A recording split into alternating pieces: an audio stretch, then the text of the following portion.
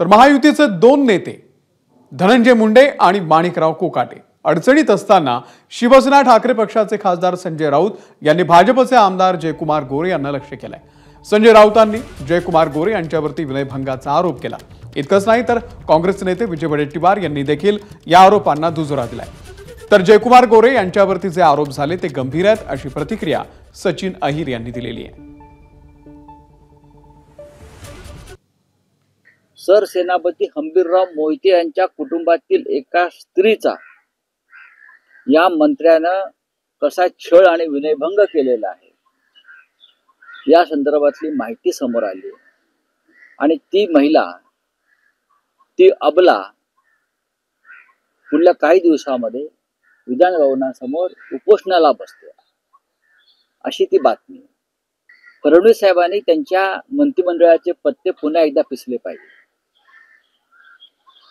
त्यांनी पुन्हा एकदा सर्व मंत्र्यांची झाडाझडती घेतली पाहिजे आणि ही सगळी जी रत्न आहेत ती किती रत्न आहेत, 14 रत्न आहेत का अजून काय रत्न आहेत मला माहित नाही, ही सगळी रत्न त्यांनी एकदा तपासली पाहिजेत की कोणाचं नक्की काय आहे। जयकुमार गोरे यांच्या बाबतीत समोर आलेली माहिती अत्यंत गंभीर आहे, महाराष्ट्राला काळीमा फासणारी आहे।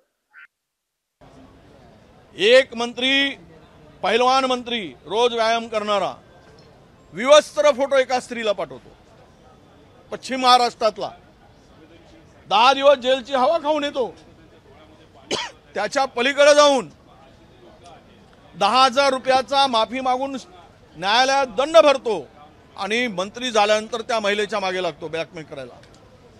विवस्त्र फोटो पाठवलेला मंत्री जर मंत्रिमंडळात असेल आणि यापेक्षा लज्जास्पद,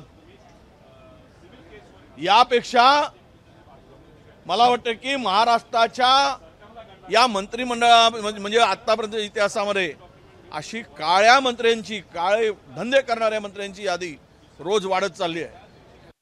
कुमार गोरे आलेले आहेत आणि म्हणून विधान परिषद मध्ये याही बाबतीतला प्रश्न आम्ही विचारू। अर्थात आम्ही काय व्यक्ती द्वेष ठेवून नाहीये, कारण गोरे हे तरुण सहकारी आहेत, पहिल्यांदा मंत्री झालेले आहेत। हा वैयक्तिक स्तरावरती आरोप आहेत किंवा काय, पण याची ती माहिती सभागृहाला मिळावी ही आम्ही मागणी करणार आहोत। परंतु हे अशा पद्धतीनं अश्लील फोटो पाठवणं त्वरित कारवाई व्हायला पाहिजे। ऑब्व्हियसली म्हणजे हेच म्हणतोय मी की ही वस्तुस्थिती आहे की नाही ह्याची माहिती सरकारकडनं आम्हाला मिळाली पाहिजे आणि ती आम्ही मागणार।